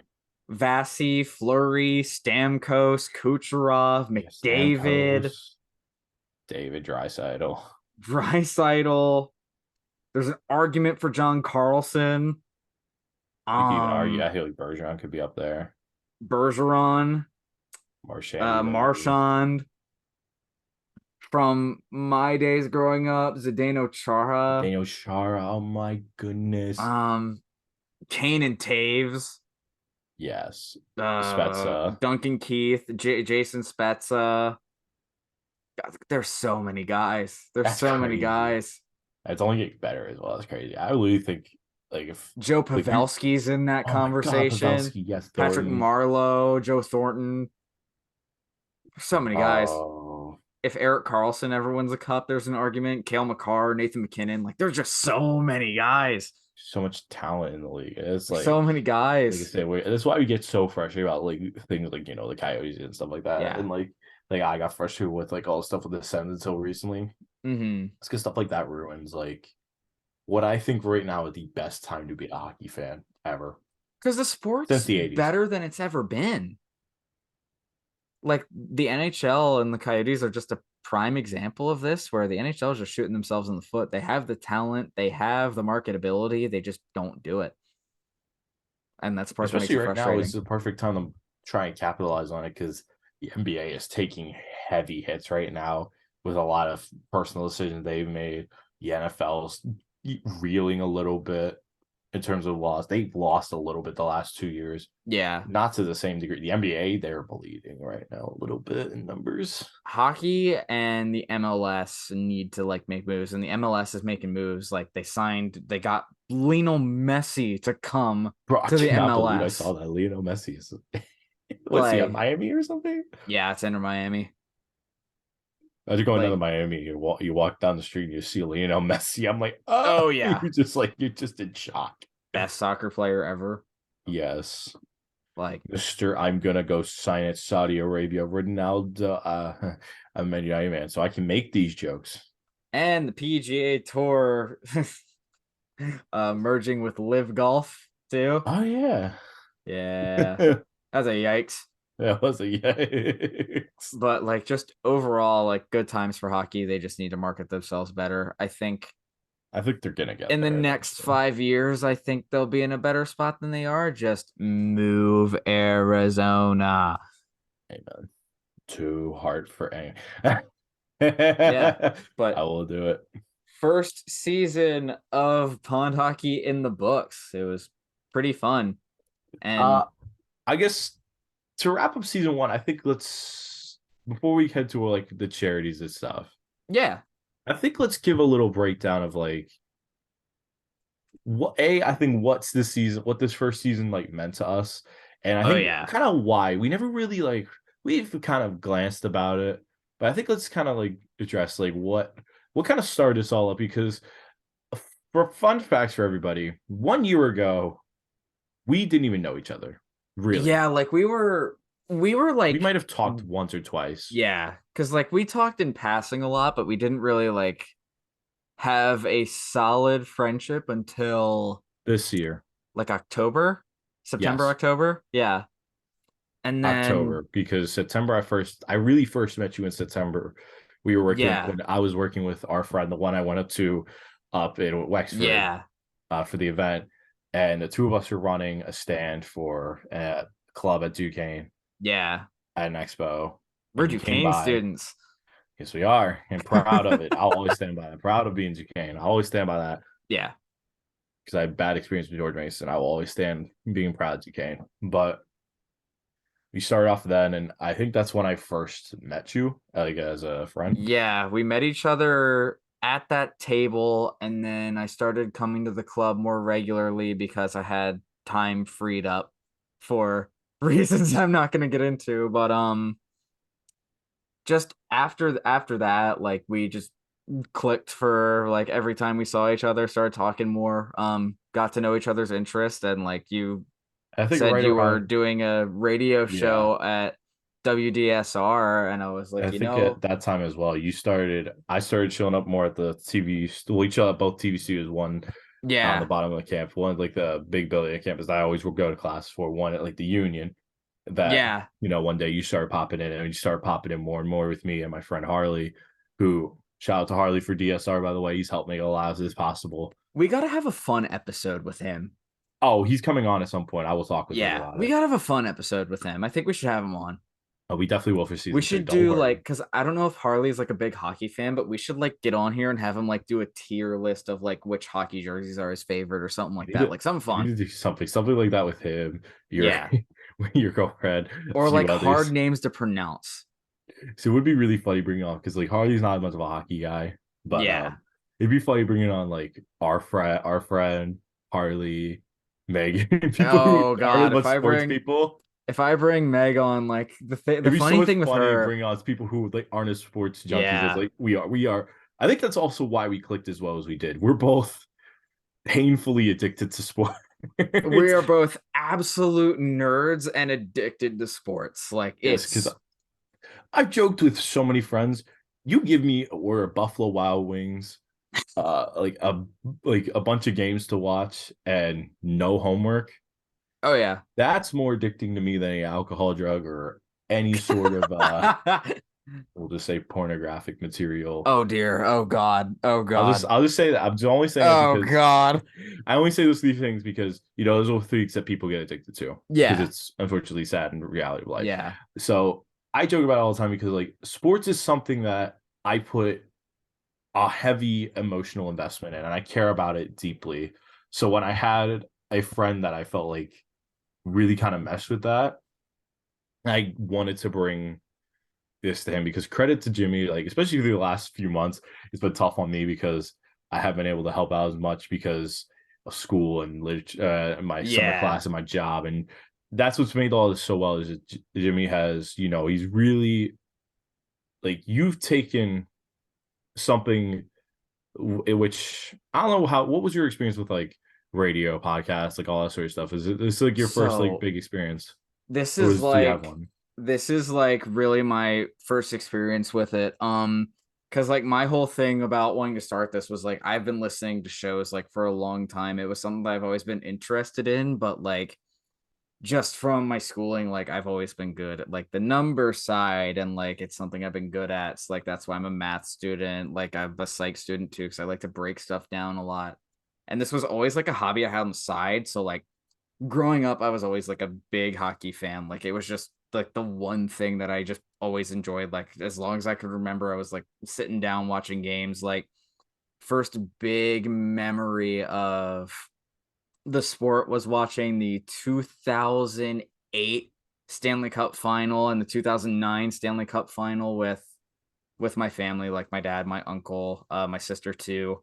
My mom was also a big influencing factor, especially because like hockey was like her thing. Like it was just the thing that she always loved. She always talked about it. Like I remember playing ping pong with her growing up, and she'd wear her Flyers gear, and I'd wear like a Penguins jersey or another team jersey, and like we'd always like argue about it and have like a little bit of fun with it. Well, Um, it's just one of those things that's always been a hobby of mine, like playing the sport too. And like really the biggest influence for me, and it's been like a recent find, relatively recent, like 2017, 2018.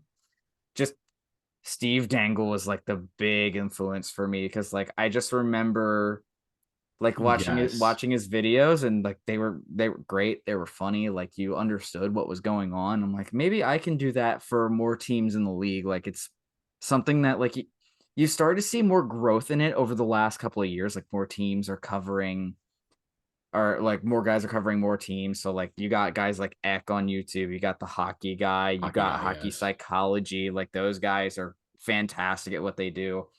So it was one of those things where, I found a really good friend that like wanted to learn more about the sport and wanted, and like I vibed well with. So like why not? And like the thing that got me like on board to do more of this was like that first radio show where we just talked about music for a long time. Like I just felt comfortable being around you, felt comfortable just talking on a mic, like my personality show, which is something that I really haven't been able to do for like a majority, because I've always been like, if like anyone comes up to me like from the show and listen to it, like I cannot stress this enough. It is not because like I'm trying to be mean. It's just like I'm so introverted, like it's not even funny.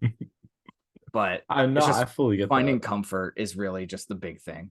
And I think it like this business that makes me so like happy is seeing like this is what I've always wanted to see from people is like people who like because I grow up, you know, for people who really don't know me, I didn't really grow up with hockey until like right around the pandemic hit. And I grew up, I was like, I'm gonna be a video game designer, all these like all this big thing. I applied George Mason, got in, all stuff.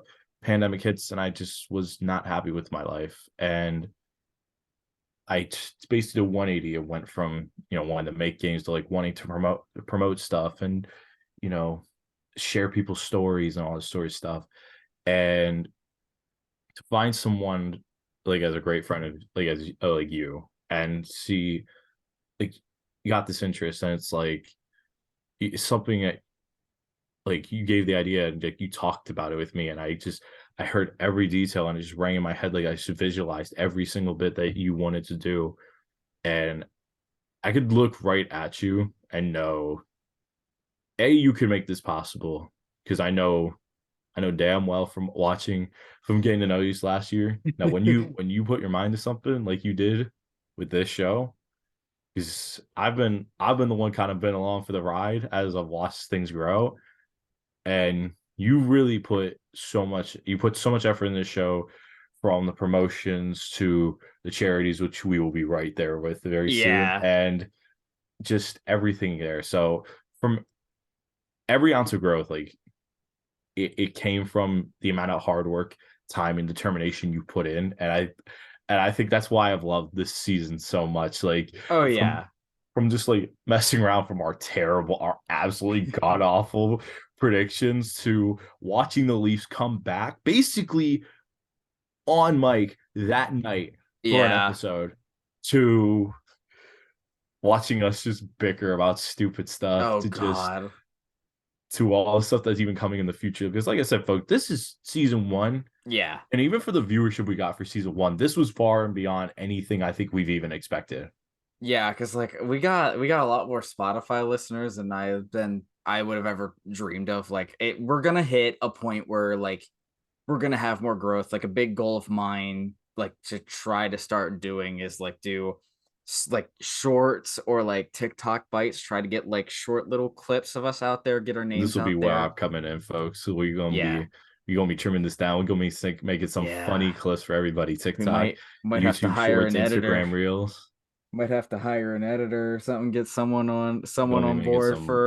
for us with the amount of Yes, sir. work it's gonna take. We got our work cut out, but we gonna make some stuff Yeah, happen. You, me, and anyone else we bring off yeah. for the team And because it's been very rewarding, like especially like getting closer to you, being able to like talk about just like random stuff because like it's not all about hockey. Like we have a lot of fun. Like there's been rewarding stuff like getting to know you, getting to like talk and grow the sport that I've loved since like as long as I can remember. Um Finally seeing my team win a round for the first time since I was that's crazy. That 3 happened the years first old. year we did this.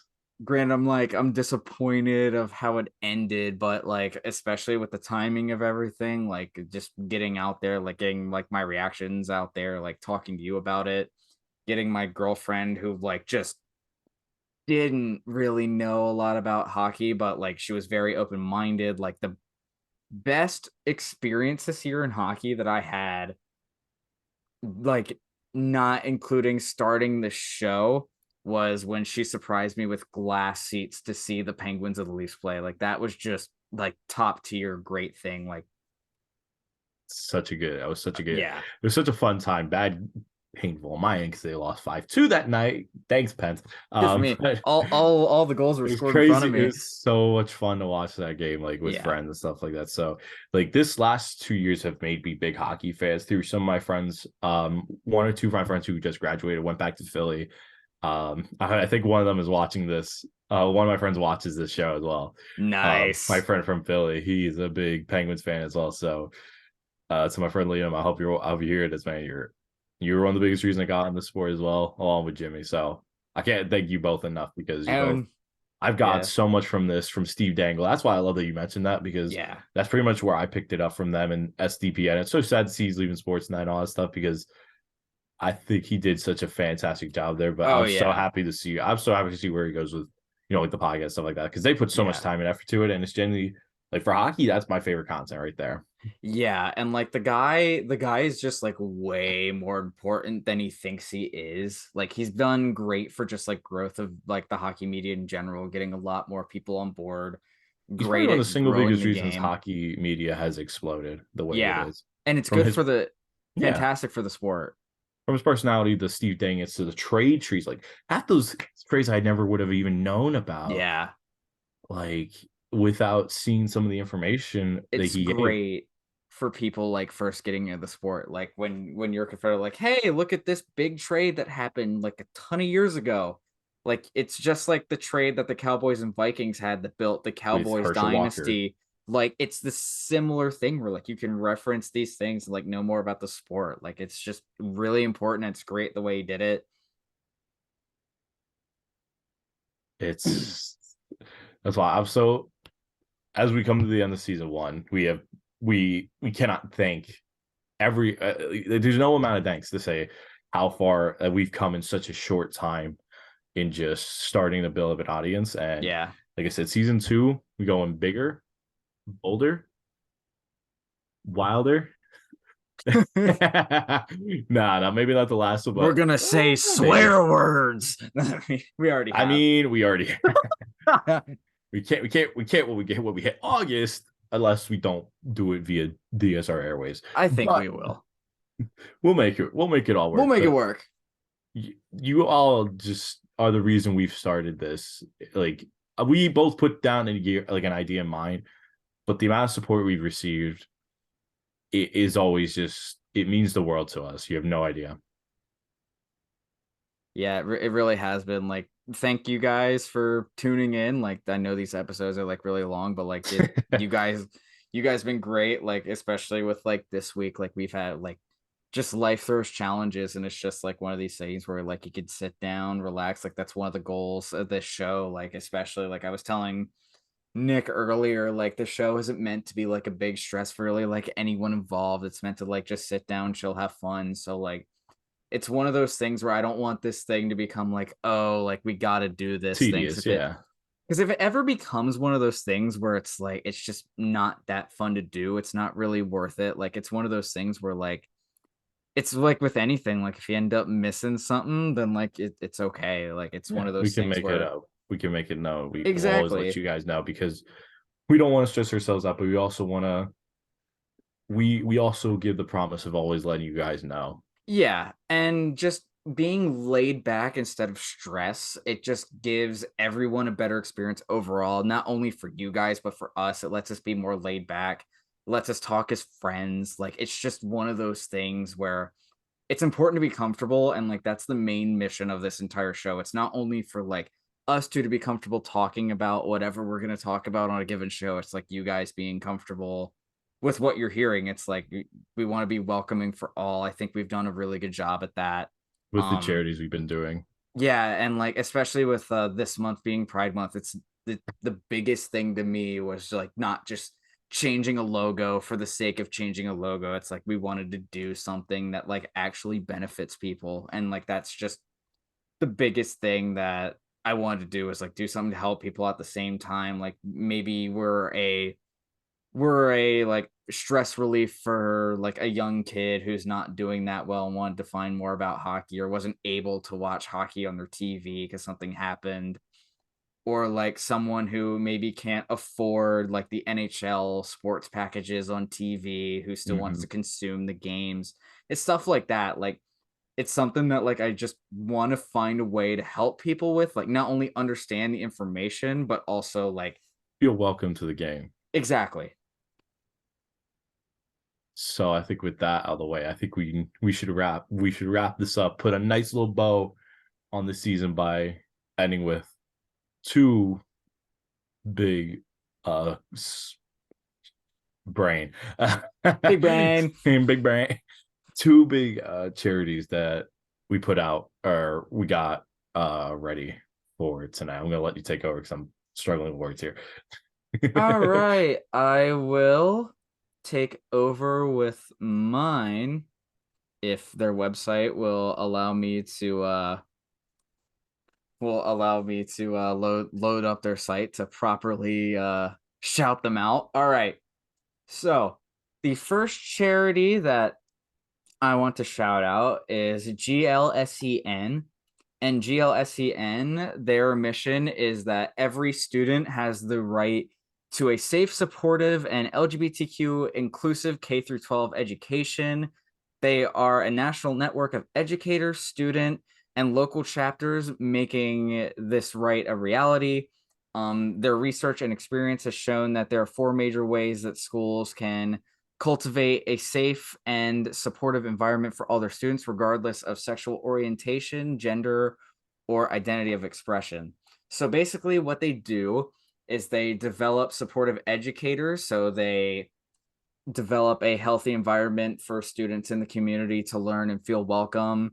They help support LGBTQ plus inclusive groups like in colleges or clubs in school.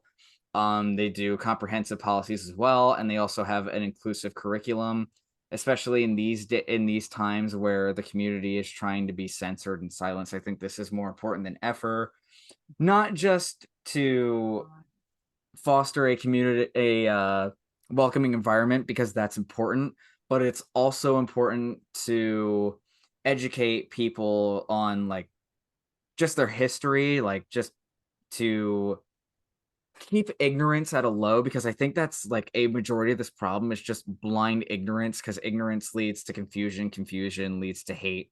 It's one of those things that's important. I think it's a really important thing that people know history, because if they don't, it's just one of these things where if you don't try to understand, then you really never will. So to me, it's important to ensure that everyone's welcome, not only on this show, but just in every facet of life. Like, that's just the most important thing. So I will have their links in the description of this YouTube video and in the description of the podcast as well. If you guys want to check them out and support them, click the link below. I'm sure they'll appreciate it, and we will appreciate it also. I couldn't have said it any better myself. You did a great job with that. I did fumble my words though. No, you literally saw me brain farting. Yeah, no. I guess I wanted to do one as well because you were doing such a good job with the first, first three charities throughout. So I went and found a group called Point Foundation, which is the largest LGBTQ scholarship fund in America. And their mission is to empower promising lesbian, gay, bisexual, transgender, the whole LGBTQ, any students to help achieve their full, their academic and their leadership potential despite any obstacles that are there. They give financial support. They started out in 2008, and they gave scholarships to 8 students. And I'm gonna double check, make sure I'm fact checking this. They went from, I think, 8 students in 2008 to 574 students for this upcoming year. Wow. That's how far this group has come in just such a short amount of time. To see that exponential growth, I saw that and I was like, I knew right away this is something I know is really important because, folks, let's be honest, education is something that's always really important because, as you heard from Jimmy, having that understanding of just about anything in life is always important because without it, you get that ignorance, and that just leads to, bad treatment of people, regardless of any differences. And something like Point Foundation, I find I'm trying to make sure I'm saying point and not the point. I'm trying really hard not to say the point because that's not what they're saying. That's not what they're called. The thing about Point Foundation is that they have such a strong vision, such a strong mindset. And oh, my bad, it was 8 students in 2002, so it's been around about 20ish years. Oh, wow. 8 students from 2002 to 574 in 2023-24, this upcoming year. And especially with not only like all the age stuff, folks, understand college it's hard enough to get in. It's even harder to pay for. And there's always going to be a human element of people, not liking certain people, turning other people down.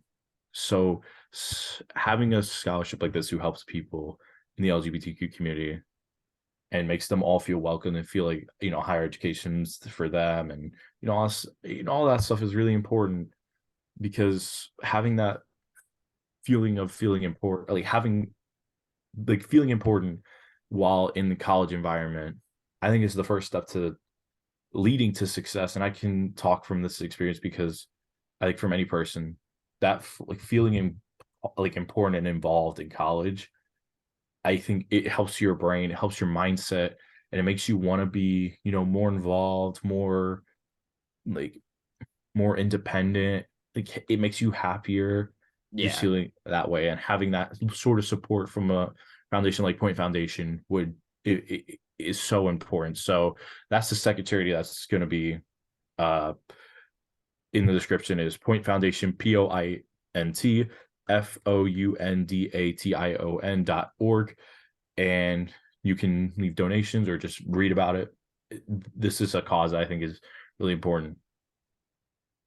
Oh yeah, and to go off of your point and why this cause is so important, just to me especially, I think a large benefit of this organization, especially with helping kids in the community go to college is really one of the first communities that I've heard from my friends in the community where they actually felt like they belonged. Like, they go make friends, they learn about groups that they would have never met before, and it's just so important. And it's important for everyone to have that experience, because if you have these experiences, you are far less susceptible to grow a misunderstanding of a certain group, which could lead you to not liking them over the misunderstanding. It's just important just to have that sense of community, have that experience. So I highly encourage you guys to check that one out. If you can't donate, feel free to shout it out. That's fine too. Just read up on them. Grow some awareness. Because at the end of the day, I'm just saying the statement for out of just how I feel about life in general. Two things. One, I think it's generally it takes more to be like mean and harsh to people and generally like hear them out, understand them. I think it takes more effort personally to be more ignorant and angry towards others than hear them out because not every person's the same. And two, Yeah. you know, at least with everything I've experienced through life, I mean, literally through all of us, we experienced such a crazy thing in a short amount of time from just growing up to, you know, pandemic. We were seeing a current war going on in another country. We're seeing, a lot of things that I think are a little like negative and stuff like that. And I think it fuels all that. Deep down, when we go outside and we talk to each other and we experience the world around us and we support causes like this and we support causes for other stuff from military to other groups like other marginalized groups, like veterans and stuff like that. Like it helps us all grow together as a community. And I think part of life is being able to coexist with Yeah. every difference that is there, black, white, left, right, gay, straight, everything. So stuff like this I think means the world to letting us all be able to understand, care for something important, but and coexist at the same time.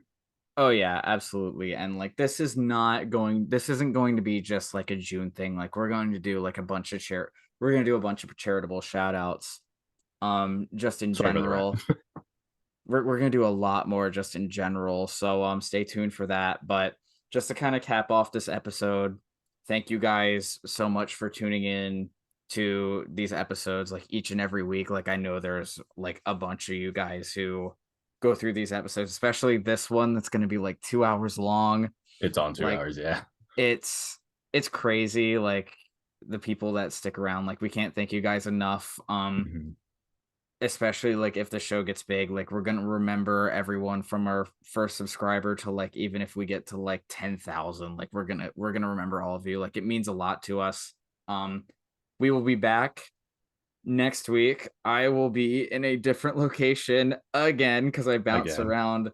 I bounce around everyone. I'm going back to Baltimore and Philadelphia. So Yes, sir. we're gonna have another summer trip, and then Yes, we sir. will have to see in the last week of July where I will be in South Carolina. So that'll be another thing. Gonna get a lot of different locations. Yes, Yeah, we're in a sir. lot of different locations. I Uh, might get a couple looks because I don't think there's any Toronto Maple Leafs gear down there. But Probably not. we'll see. We'll see. But once again, thank you guys for everything. We appreciate it. We will be back with season 2 next week. We will see you guys soon. Take care. Have a good rest of your week. We'll see you later. See y'all.